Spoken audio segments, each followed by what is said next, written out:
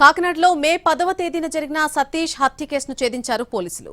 సతీష్ ను చంపింది ప్రభుతేజ, అతని కుటుంబ సభ్యులు నాని, అంజలి అని గుర్తించారు. నిందితులు ముగ్గురిని అరెస్ట్ చేశారు. కాకినాడ కర్రోడు పేరుతో రీల్స్ చేస్తున్నటువంటి ప్రభుతేజ దగ్గర అసిస్టెంట్ గా పనిచేస్తూ వాళ్ల ఇంట్లోనే ఉండేవాడు సతీష్. ఆ ఇంట్లో 30,000 రూపాయల నగదు, 3 సెల్ ఫోన్లు సతీష్ చోరీ చేశాడు. దీంతో సతీష్ పై కక్ష కట్టారు ప్రభుతేజ, అతని కుటుంబ సభ్యులు. మసాలా దంచేటువంటి కర్ర, ప్లాస్టిక్ గొట్టంతో సతీష్ ను కొట్టి చంపేశారని, ఆ తర్వాత మృతదేహాన్ని తీసుకెళ్లి సీసీ కెమెరాలు లేని చోట వదిలేసి వెళ్లిపోయారని చెబుతున్నారు. కాకినాడలో మే 10న జరిగినటువంటి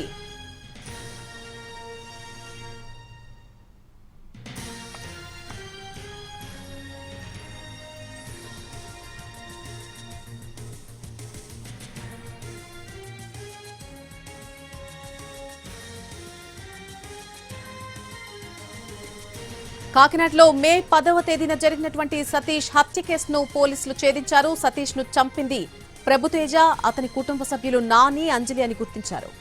నిందితులు ముగ్గురిని కూడా అరెస్ట్ చేశారు పోలీసులు. కాకినాడ కర్రోడు పేరుతో రీల్స్ చేస్తున్నటువంటి ప్రభుతేజ దగ్గర అసిస్టెంట్ గా పనిచేస్తూ వాళ్ల ఇంట్లోనే ఉండేవాడు సతీష్. ఆ ఇంట్లో 30,000 రూపాయల నగదు, 3 సెల్ ఫోన్లు చోరీ చేశాడు సతీష్. దీంతో సతీష్ పై కక్ష కట్టారు ప్రభుతేజ, అతని కుటుంబ సభ్యులు.